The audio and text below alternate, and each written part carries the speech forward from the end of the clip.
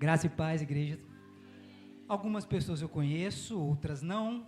Algumas me conhecem, algumas até participaram um pouco da minha história, né, Thaís e Luiz.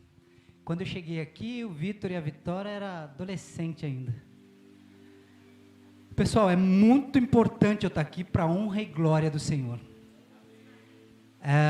Eu sou nascido em Vinhedo, nasci aqui em 1977. Aos 11 anos eu comecei a dançar, virei bailarino profissional e rodei o mundo dançando. Aos 21 anos eu me descubro alcoólatra, depois de já ter uma carreira consolidada. E o álcool destruiu a minha vida a ponto de eu ir morar na rua. E eu morei por 5 anos na rua. Virei um andarilho, desses que vocês vê pelas BRs com a mochila ou um saco nas costas. Nessa brincadeira eu andei 19 estados e 8 países. Eu fui para a rua no ano de 2002 e no ano de 2007 eu parei na cidade do Rio de Janeiro, depois de ter andado de Salvador a Cabo Frio. Foram 3 meses na estrada, completamente embriagado. E eu chego numa cidade chamada Araruama, lá, na região dos Lagos, no Rio de Janeiro. E sentado numa praça, bebendo um corote, que lá chamava barrigudinha na época, eu vejo um senhor com um terno bem surrado, colocando um som. Sempre que eu olho para o Luiz, eu lembro daquele senhor. E ele naquela praça, sozinho, começa a cantar uns hinos da harpa. E eu falei, não tem nada para eu fazer, sentei naquela praça e continuei bebendo a minha cachaça e ouvindo aquele senhor cantar os hinos da harpa. E ali ele cantou por 1 hora. E eu fiquei ali por 1 hora. No final daquele culto ao ar livre, que na época eu não sabia do que se tratava, para mim era só mais um maluco gritando desse tal de Jesus no meio da rua, eu levantei e ajudei ele a guardar o som, a caixa de som, aquele violão velho. Eu peguei e ajudei ele a guardar, e ele me deu R$10 e disse o seguinte: esse aqui é para você tomar um café. E eu disse a ele, não, eu vou comprar outra cachaça para eu tomar, porque senão amanhã eu amanheço tremendo. Eu era um alcoólatra. E ele fala para mim o seguinte: Deus precisa de pessoas igual a você.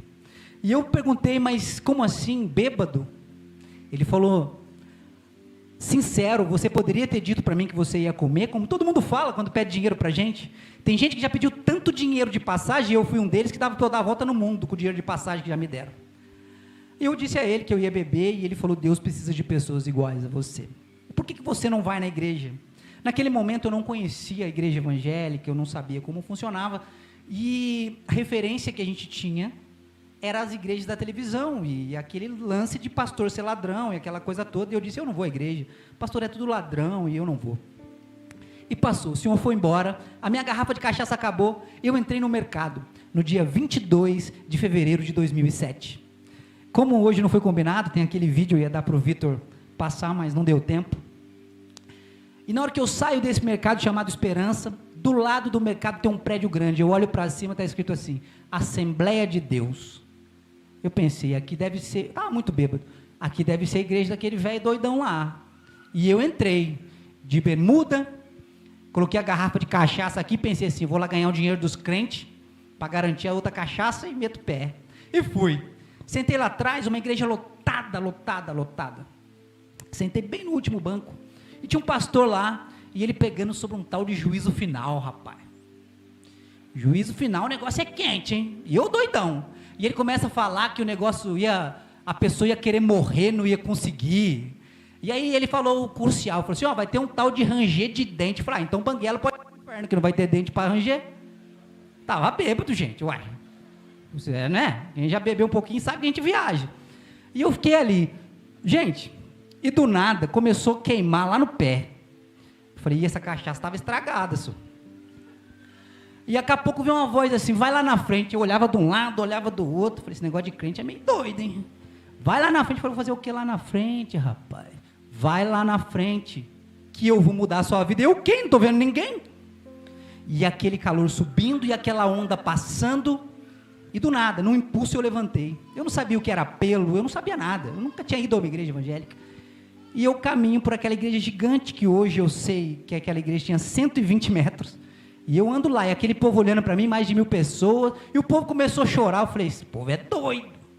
E eu vou e coloco aquela garrafa de cachaça em cima do altar. E um rapaz vem, me abraça e o pastor começa a falar comigo, que Deus ia mudar minha vida e tal, mas eu escutava muito isso quando eu estava na rua. Muitas pessoas iam lá evangelizar e falar, mas eu nunca tinha sentido aquilo. E eu coloquei aquela garrafa de cachaça, tirei umas moedas que eu tinha no bolso e coloquei lá, e na minha cabeça é o seguinte: eu vou colocar aqui, senão eu vou sair daqui e vou beber de novo. E ali naquele dia minha vida mudou. O pastor me chama no altar e me dá um abraço. E ali eu senti um perfume importado, ele estava num terno Armani, com relógio da Diesel, e eu pensei, esse cara não precisava estar me abraçando. Falou no meu ouvido assim: se você deixar, eu vou fazer de você um grande homem de Deus. E eu disse a ele: pastor, você não sabe de onde eu venho. Ele falou assim: não me interessa de onde você vem, me interessa para onde você vai.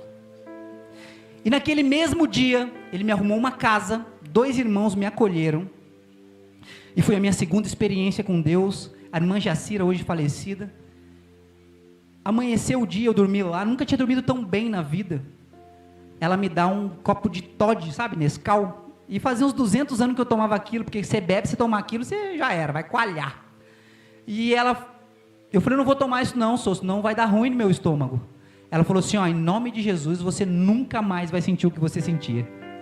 Cara, eu não sabia quem era Jesus direito, tinha sido tudo muito rápido, e eu tomei aquele negócio e eu não vomitei, eu achei aquilo estranho, eu não sabia o que era uma bênção de Deus, e eu fui ficando naquela igreja, e Deus foi transformando a minha vida, e esse pastor me acolheu como filho, e a minha vida mudou, realmente. Eu fiquei com ele até 2017, quando ele faleceu. Só que desde quando eu me converti, eu escuto falar para pessoas no Rio de Janeiro o seguinte: é na sua terra que Deus vai mostrar o que ele fez. Eu saí daqui muito doido, eu era muito maluco, mas doido mesmo. E eu voltei para cá em 2018, e eu passei por mais uma prova. Conheci os dois aqui em 2018, e do nada eu comecei a sentir uma tristeza, eu comecei a assistir, sabe, e eu não voltei a beber, não era uma recaída, e era uma depressão que ela chegou num nível que eu cheguei a tentar me matar naquele ano. E esses dois cuidaram de mim, quando todo mundo virou as costas e tal, e eu não entendia por quê. Eu me converti, eu vivi esses 15 anos dentro da igreja, e por que eu estou passando por isso? Porque Deus ainda estava me preparando. E eu fiquei com eles, depois eu dei uma saída da igreja, por escolha própria, eu precisava viver outras coisas, e em 2019 eu conheço a Paula, eu sou professor de dança, melhor eu era, que eu me aposentei, graças a Deus, e eu conheço a Paula, e a gente começa a conversar, e no terceiro dia que a gente estava, eu falei: vou sentar essa mulher aqui, eu vou contar a minha história inteira para ela, porque essa cidade é pequena, da manhã vão estar falando, e aconteceu. E aí eu sentei lá e falei tudo para ela, olhou para minha cara e falou: só isso? Falei: por muito menos, mulher saiu correndo, nunca mais nem olhou para trás. Falei: é essa mesmo. E a gente começou a namorar, e logo na pandemia, a gente acabou de morar junto, né, para cuidar da minha sogra, e o sonho dela era um casamento, e nós não tínhamos condição, mas era o sonho dela.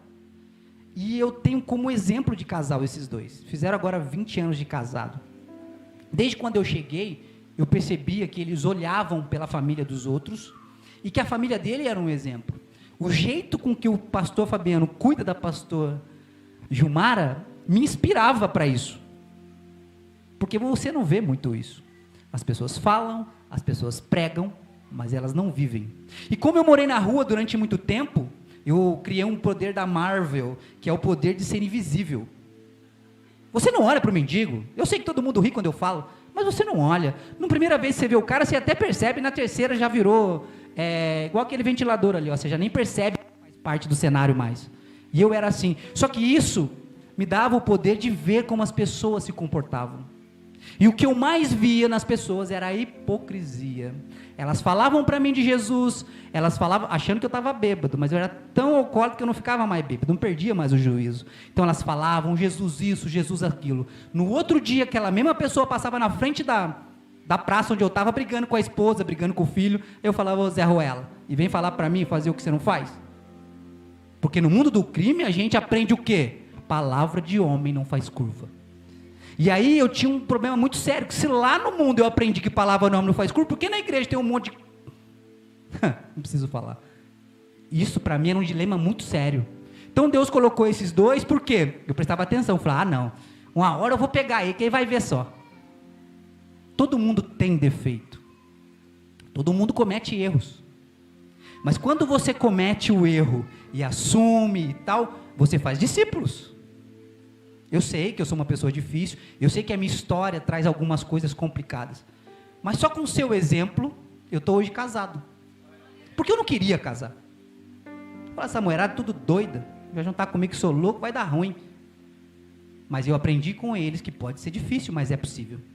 Hoje eu estou casado, trabalhando. Cara, é uma coisa que Deus fez comigo agora, e hoje eu falo para as pessoas que têm o mesmo problema que eu tive, eu tenho um carro no meu nome. Às vezes as pessoas falam, o cara tem um carrinho, mas imagina, você dormia num papelão, e hoje você tem um carro no seu nome. É muito grande isso, é muito grande. Não pelo carro, é pela obra que Deus vem fazendo ao longo desses 16 anos. E partindo desse princípio, porque desde quando eu me converti, diziam que Deus tinha uma obra na minha vida. Teve uma hora que eu falei assim, 15 anos, deve ser a obra do Odebrecht, né, que não acaba nunca. Esse Deus é a própria construtora do governo, que não acaba, a obra começou e não termina. Só que não era isso, é que ele estava me preparando. É que a gente não entende, a gente é meio burro, né? Mas essa obra começou a dar fruto agora. Eu criei um projeto chamado Basta, onde eu falo para pessoas que estão saindo do vício, mas não sabem o que fazer da vida. Gente, eu não sei o que eu fiz da minha vida, eu sei o que aconteceu. Porque eu sempre acreditei, lá na primeira casa de recuperação que eu passei, o pastor disse para mim o seguinte, você coloca o pé e Deus coloca o chão. E faz 16 anos que eu venho vivendo isso. Então Deus me conduziu de volta aqui, para que a obra dele pudesse continuar, e não acabar, porque vai acabar só quando eu morrer. Enquanto eu não morrer, a obra tem que ser feita. Então eu agradeço demais a vocês. E tem mais, eu escrevi um livro sobre a minha história, o livro está chegando, já foi lançado no site da editora, e ele está chegando fisicamente agora aí, e vai estar à disposição de vocês. Eu tenho um jornal, esse jornal que está ali é meu, sou eu que faço o jornal. Então o que acontece? Quando você realmente entrega a sua vida para Deus, você não precisa saber como ele vai fazer, ele vai fazer. Hoje as pessoas me veem aqui em Vinhedo, eles não conseguem acreditar que eu morei na rua, porque eu saí daqui famoso, eu dançava na televisão, e eu volto com uma vida normal, então eles não conseguem entender, mas eles sabem que aconteceu alguma coisa, porque o jeito de falar mudou, o jeito de se comportar mudou, então eles sabem, alguma coisa aconteceu com essa pessoa, e aí é o que eu falo para eles, o que Deus fez na minha vida, e é muito bom falar o que Deus fez, e eu pretendo falar até o final da minha vida. Bom, para quem quiser saber um pouco mais, eu tenho um canal no YouTube onde eu conto história, o livro vai estar aí, e a gente vai se ver bastante aqui, né? Obrigado, gente.